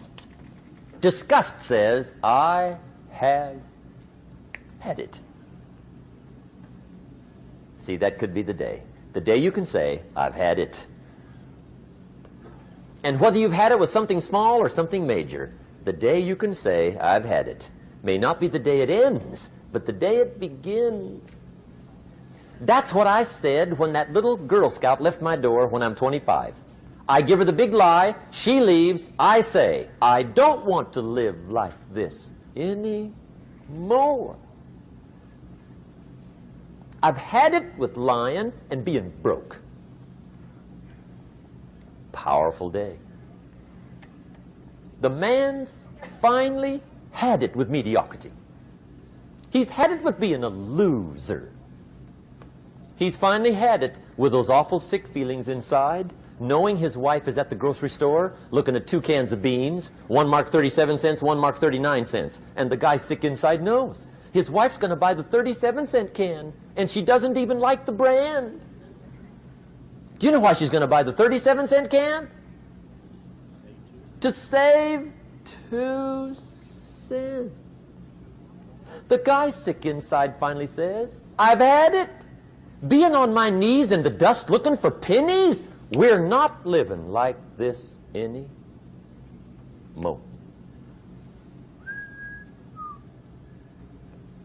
Could be the day that turns your life around. The day you can say, I've had it. He walks into his closet and rips everything in it to shreds and says, I've worn this embarrassing stuff for the last time. And not only will I never wear it again, no one else will ever wear it again. Commit an act that says, I've had it. Powerful. Here's the next one, decision. And decision-making is powerful, and it's emotional. That's those knots in the pit of your stomach, right? Waking up in the middle of the night in a cold sweat, trying to decide. We sometimes call it inner civil war. What shall I do? Well, for progress, you must decide. The best advice I can give you came from a wealthy friend of mine who said, if it's easy, do it easy. If it's hard, do it hard. Just get it done. If you went home tonight and in the next few days cleaned up a whole list of decisions, that might furnish enough inspiration for the next 10 years. I found this out many times after you've decided. Getting on with it is easier than deciding. Sometimes decision is the toughest part. Here's the next emotion, desire, wanting to bad enough. And I don't know how to tell you to want to. That's something you've got to come up with.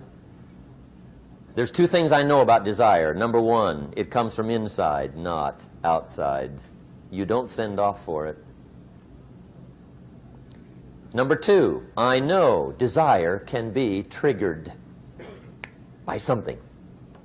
Who knows what it might be? Sometimes desire waits and sleeps for something to happen. Maybe it's a book, maybe it's a song, maybe it's a sermon, maybe it's a lecture, a seminar, maybe it's the conversation of a friend, a happening, an event. Who knows? The best advice I can give you is what I give my staff. It goes like this: welcome every human experience. You never know which one is going to turn it all on. Even the bad experiences. Sometimes from the bitterest experience comes the greatest awakening. So let down the barriers, take down the walls.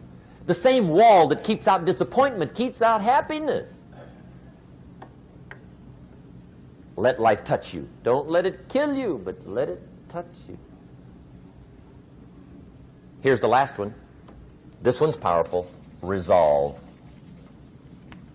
Resolve says, I will. Two of the most powerful words in the language. I will. Benjamin Disraeli once said, nothing can resist a human will that will stake even its existence on the extent of its purpose. Shortly put, I'll do it or die. See, that's powerful. That could be the day that turns your life around. The world has a strange way of stepping aside when somebody says, I'll do it or die. The man says, I will climb the mountain. They've told me it's too high, it's too far, it's too rocky, it's too difficult, it's never been done before, but it's my mountain, I will climb it. Pretty soon you'll see me waving from the top. Or dead on the side, because I ain't coming back.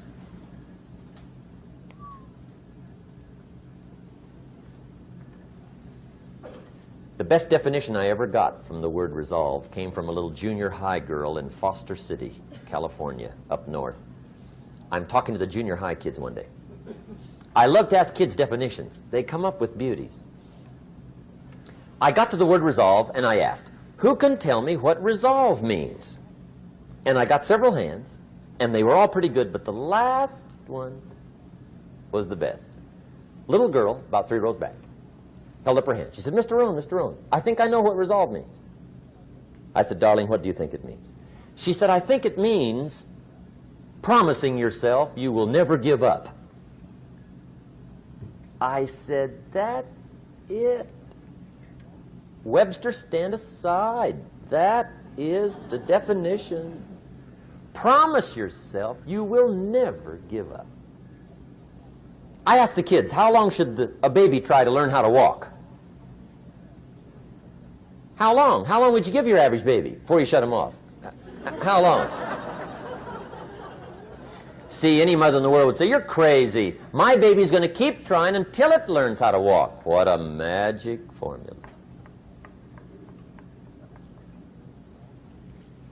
Now let me show you what triggers all emotions into activity that brings results. And results is the name of the game. Here it is. Action. Finally, you must do something about how you feel. Jesus, the master teacher, said, don't just be listeners, be doers. The world admires the doers. Whatever it takes to get you to try harder, read more, set your goals, and go for it. Here's the next attitude disease. Over-caution. Some people never will have much. They're too cautious. Now, you can also be too reckless, but you can also be too cautious. This is called the timid approach to life. And my caution was always the risk. Risk used to drive me right up the wall. I used to say, what if this happens? It's called the language of the poor. What if this happens? And on top of that, if this was to happen, look at the fix I'd be in. I better not try. I could always ace myself out. Then I'll tell you what changed my whole life when I finally discovered it's all risky. The minute you were born, it got risky. If you think trying is risky, wait till they hand you the bill for not trying.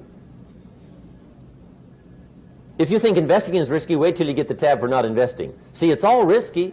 Getting married is risky. Having children is risky. Going into business is risky. Investing your money is risky. It's all risky. I'll tell you how risky life is. You're not going to get out alive. That's risky. The Englishman says, well, if that's the way it's going to work out, let's give it a go. Right, that's what it's for. Give it a go. Somebody says, yeah, but I'm looking for safety and security. Fine, then huddle in a corner. will cover you with a sheet, bring you 3 meals a day, and will protect you, feed you, look after you, care for you. We won't let anything happen to you, and you'll probably live to be 100. The guy said, well, yeah, I'd live to be 100. But what a way to live. Right. What a way to live, safe and secure. Don't ask for security. Ask for adventure. Better to live 30 years full of adventure than 100 years safe in the corner. And see, it's not important how long you live. What's important is how you live. Here's the next attitude disease. We're almost through with this motley list. In fact, we're almost through. Hang on. The next one is pessimism. Pessimism, the deadly disease of always looking on the bad side, the problem side, the difficult side, checking all the reasons why it can't be done. The poor pessimist leads an ugly life. He doesn't try to figure out what's right. He tries to figure out what's wrong. He doesn't look for virtue. He looks for faults. And when he finds them, he's delighted. How ugly. This is the poor guy who looks through the window, doesn't see the sunset. He sees the specks on the window.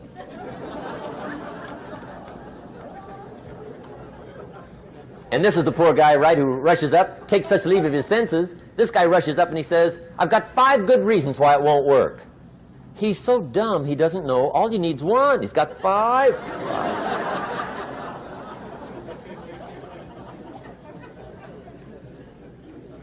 To the pessimist, the glass is always half empty. To the optimist, the glass is half full. Why would the same measure affect people 2 different ways? Answer, it all depends on how you look at it. Our lives are mostly affected by the way we think things are, not the way they are. The way we think they are affects us most. There's a subject we don't have time to get into tonight called better thinking habits. One of the major things Shove taught me when I met him, he said, poor thinking habits keeps most people poor. Not poor working habits. Most people work hard, but they don't think hard. And Shove taught me that the mind is like a factory, a mental factory. And whatever you think about all day long pours ingredients into this mental factory. And that's what builds the economic, social, financial fabric of your life. He quoted me a Bible phrase that says, as you think, so you become. How awesome.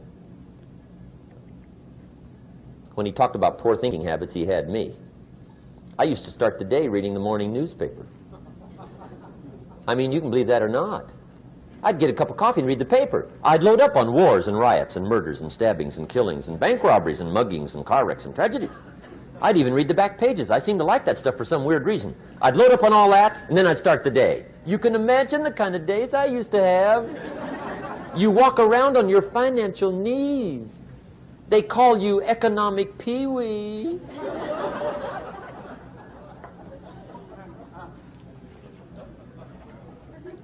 The guy says, I want to be a great leader. Wonderful. The first thing we do is follow him to his house. When we get there, we walk in and check his library, number 1. Somebody says, well, why check his library? The reason is because what a man reads pours massive ingredients into his mental factory, and the fabric of his life is built from those ingredients. You would not believe what some people have got in their house to read. You would not believe. One of the best dressed up words I know for a lot of it is trash. Can you imagine dumping a barrel of trash into this mental factory every day and coming out with a rich, dynamic, positive life? It can't be done.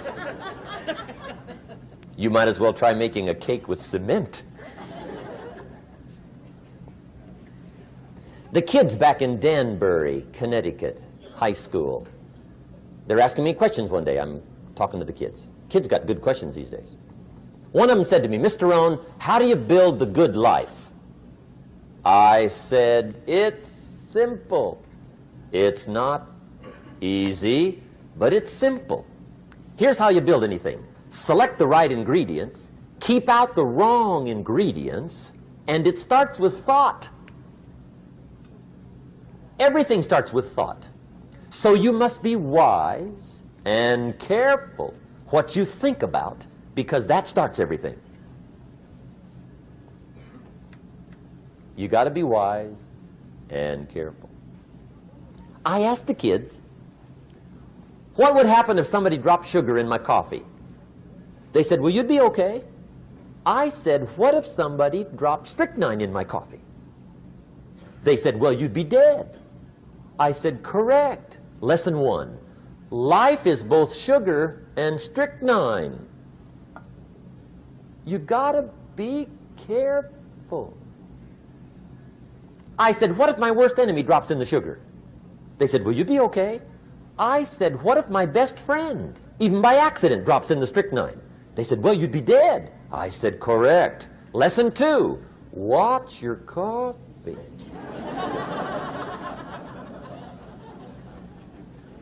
You got to be careful. See, it doesn't matter who hands you the bad stuff. It doesn't matter where you get the bad stuff. It'll still do its damage on your bank account, wherever you get it. Mr. Schoaf gave me one of the greatest phrases when I first met him, when he said, Jim, every day stand guard at the door of your mind. How important.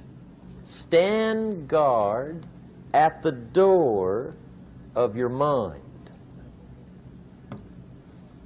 And you decide what goes into your mental factory. Don't let anybody just dump anything they want to in your mental factory, because you've got to live with the results. Okay, here's the last disease, and we're through with this list. In fact, we're almost through. Hang on. The last subject is very brief. The last disease, but this one is deadly.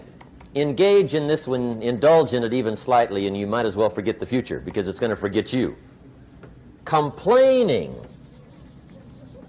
crying, whining, griping, a Bible word called murmuring. See, that'll ace your future. Spend 5 minutes complaining, and you have wasted 5. And you may have begun what's known as economic cancer of the bone. Surely they will soon haul you off into a financial desert and there let you choke on the dust of your own regret. I hope I said that well, so you won't forget. It's a deadly disease. If you don't think it's bad, ask the children of Israel of Old Testament fame. Typical of us all, their story just happened to get in the book. Story says, children of Israel were slaves. God performed a series of dazzling miracles and got them out. And now they're heading for the promised land. Remember the story? Heading for the promised land. Tragedy of the story, they never got there. Reason. From day one, they started to complain. They griped about the water. They griped about the weather. They whined and cried and griped about the food. They griped about the leadership. They whined and cried because it was too far, too cold, too hot, too difficult, too miserable. I mean, they whined and cried for years. Finally, God said, I've had it, trip canceled. Or something like that. The story says they died in the desert, never got to the promised land. Which I think means 2 things. Indulge in this long enough, you get your future canceled. And I guess it also means even God himself can only take so much.